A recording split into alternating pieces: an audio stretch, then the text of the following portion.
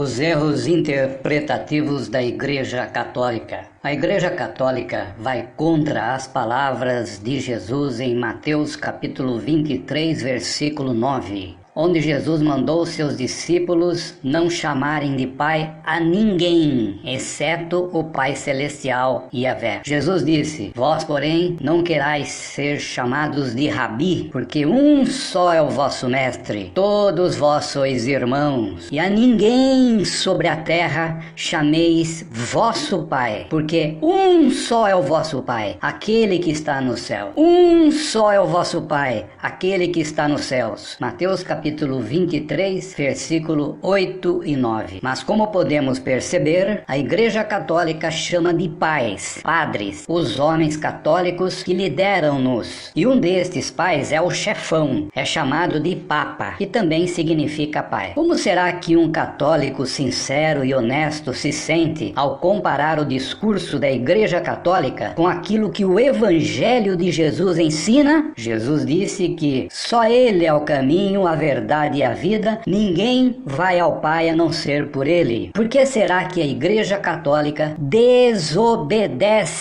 este ensino de Jesus por ensinar os católicos que Maria também intercede por eles? Será que Jesus errou ou é a Igreja Católica que errou e continua a praticar tal erro? Pois se Maria roga por nós, então por que Jesus disse que ninguém vai ao Pai a não ser por Ele? João capítulo 14, versículo 6. Jesus mandou os cristãos amarem os inimigos, em Mateus capítulo 5, versículo 43 e 44. E os padres católicos abençoavam os soldados católicos americanos e alemães se matarem mutuamente na Primeira e Segunda Guerra Mundial. Será que Jesus errou ou é a Igreja Católica que errou e continua a praticar tal erro? E se não bastasse, os protestantes imitaram o proceder católico, pois soldados católicos e alemães protestantes se mataram mutuamente na Primeira e Segunda Guerra Mundial. Será que Jesus errou ou a Igreja protestante que errou e continua a praticar tal erro? Veja Mateus 5, 43 e 44. Como será que um evangélico sincero e honesto se sente ao comparar o discurso das pretensas igrejas evangélicas atuais com aquilo que o Evangelho de Jesus ensina em Mateus capítulo 5, versículo 43 e 44? O apóstolo João disse em 1 de João capítulo 5, versículo 21: filhinhos, guardai-vos dos ídolos. E nós vemos a Igreja Católica lotada de ídolos religiosos. A mesma pena que escreveu Malaquias capítulo 3, versículo 10, escreveu Malaquias 4, 4. Se é para continuar dando dízimo, então é para continuar guardando a lei de Moisés, não é? Malaquias 3,10 diz que é para trazer o dízimo, e Malaquias 4,4 diz: lembrai da lei de Moisés. Se a lei de Moisés foi abolida, então por que a lei do dízimo também não foi? Se a mesma pena que escreveu Malaquias 3,10 escreveu Malaquias 4,4? Por que será que tanto a Igreja Católica quanto a Igreja Protestante continuam ensinando os fiéis a praticarem a lei do dízimo? Se a lei de Moisés foi abolida em Malaquias 4,4, por que não foi abolida a lei do dízimo em Malaquias 3,10? Onde está em forma de lei no Novo Testamento que o cristão deve praticar a lei do dízimo? E se a lei do dízimo em dinheiro obriga a dar 1/5 a mais, por que o dízimo em dinheiro ofertado pelos católicos e protestantes nunca cumpre esta lei, conforme Levítico 27 e 31? E os títulos clericais de cardeais, arcebispos, monsenhor, coroinhas, freiras, madres, onde está escrito na Bíblia? Por que os padres não se casam se o apóstolo Pedro era casado? E por que as freiras não se casam se Maria, mãe de Jesus, era casada? Será que é para que, quando morrerem, deixarem para a Igreja Católica a herança acumulada nos colégios e igrejas católicas? Porque é o costume de rezar o terço fazendo a mesma oração repetida vez após vez. Jesus disse em Mateus capítulo 6, versículos 7 e 8: e orando, não usei de vãs repetições, como os gentios, porque pensam que pelo seu muito falar serão ouvidos. Não vos assemelheis a eles. Como podem ver, há muita diferença entre o que a Bíblia ensina e o que os religiosos ensinam. Pense nisso.